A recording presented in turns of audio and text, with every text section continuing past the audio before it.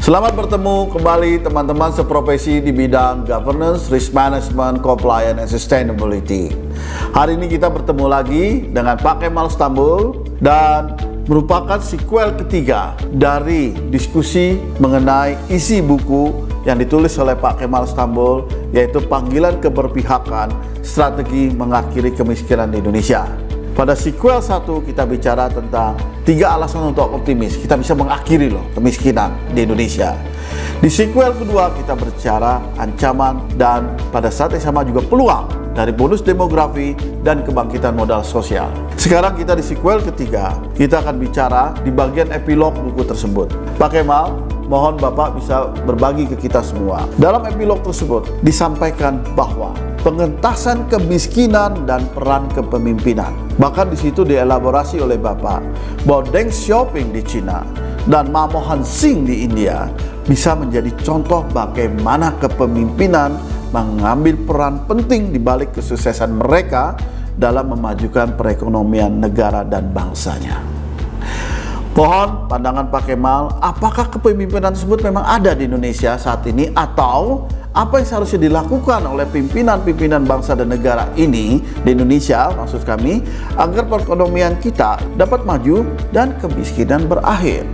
Mohon Pak Kemal berbagi pandangan untuk itu, dan ini juga sebagai penutup daripada sequel 1, sequel 2, sequel 3 diskusi dari buku yang ditulis oleh Bapak. Silakan Pak Kemal. Terima kasih Pak Aton atas pertanyaan yang ketiga. Ini cukup menarik karena saya juga menulisnya di dalam buku saya, itu mengenai apa yang terjadi di negara-negara lain yang cukup sukses dalam penanganan pengentasan kemiskinan ini. Antara lain adalah di Cina dan juga di India, dan disinggung agak mendalam mengenai hal ini karena menurut saya Cina sendiri dalam 20 tahun telah berhasil menangani 400 juta orang untuk pindah menjadi lebih sejahtera karena ada kemungkinan-kemungkinan yang menurut saya sangat berpihak pada cara penanganan dan pembangunan ekonominya. Dan pembangunan ekonomi yang di Cina yang tadinya sangat tertutup, sejak tahun ketika saya menulis buku ini sudah sangat terbuka dan kelihatan sekali bahwa kemajuannya cukup tinggi. Hal yang sama juga terjadi di India. Kalau di Cina itu oleh Deng Xiaoping, kalau di India oleh Manmohan Singh yang menjadi Menteri Keuangan di dalam mengambil langkah-langkahnya.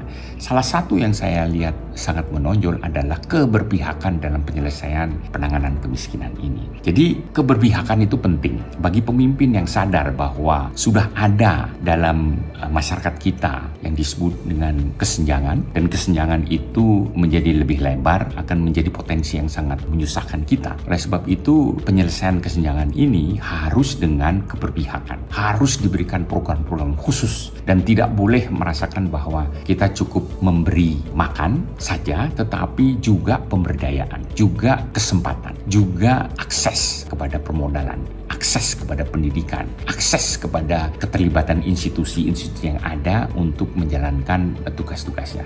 Pertanyaan, apakah Indonesia ada? Menurut saya saat ini Indonesia sangat-sangat pro terhadap penyelesaian masalah ini. Saya sangat mendukung bahwa hal itu sudah saya sampaikan di tahun 2011. Tetapi sekarang tahun 2020 kelihatan sekali bahwa di dalam menghadapi masa pandemi ini pemerintah kelihatan memberikan fokus untuk tetap menjaga dan tetap memberikan perhatian khusus bagi segmen masyarakat di tingkat ini.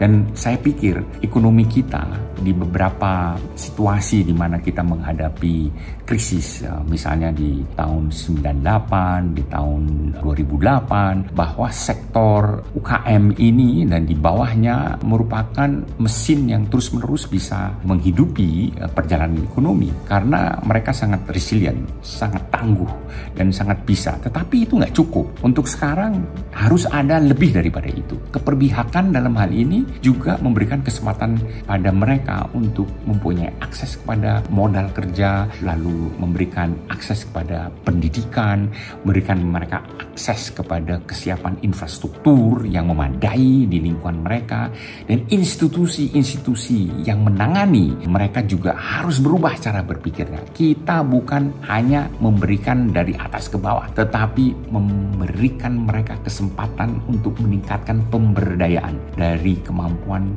resilient mereka untuk bergerak. Oleh sebab itu, apakah kita bisa? Kita bisa. Dan apakah pemerintah saat ini berpihak pada itu? Ya. Dan saya sangat-sangat gembira untuk menyampaikan bahwa hal itu sudah terjadi, dan mudah-mudahan apa yang saya sebut di dalam buku saya akan menjadi sebuah kenyataan. Karena strateginya sudah satu arah dan tinggal kita melihat bagaimana kelanjutannya. Saya pikir itu jawaban pada pertanyaan yang ketiga.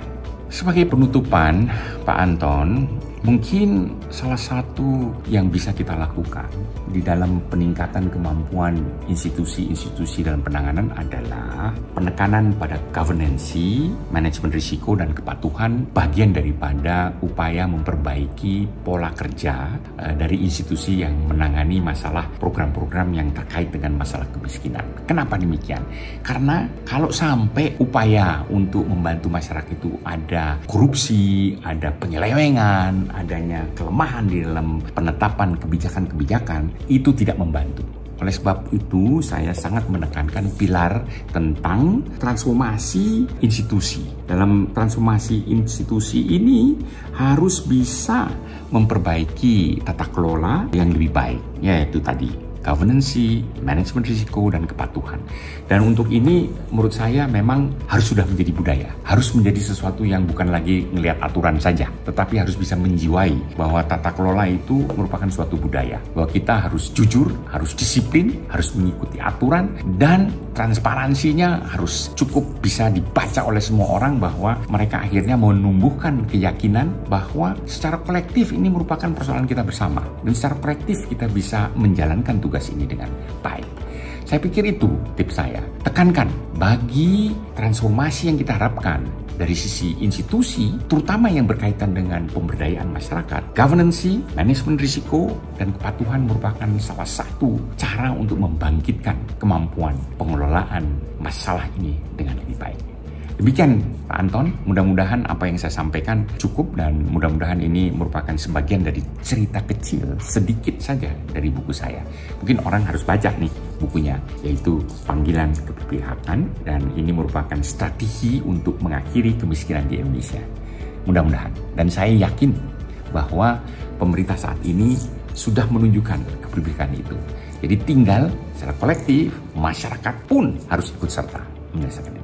Demikian, terima kasih. Wassalamualaikum warahmatullahi wabarakatuh. Mendengar paparan dan jawaban Pak Kemal, tidak bisa dipungkiri, Deng Xiaoping di Cina dan Manmohan Singh di India benar-benar kepemimpinan sangat serius untuk mengatasi kemiskinan di negaranya masing-masing.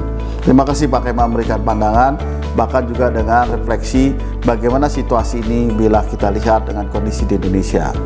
Terima kasih Pak. Dan bagi pemirsa, demikian jawaban dari rentetan sequel 1, 2, dan 3 bahasan diskusi buku yang ditulis oleh Pak Kemal, yaitu mengenai strategi mengatasi kemiskinan di Indonesia, sudah berakhir. Terima kasih Pak Kemal.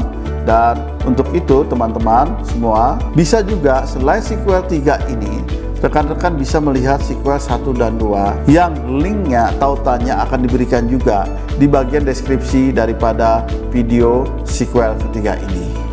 Demikian akhir daripada diskusi kita.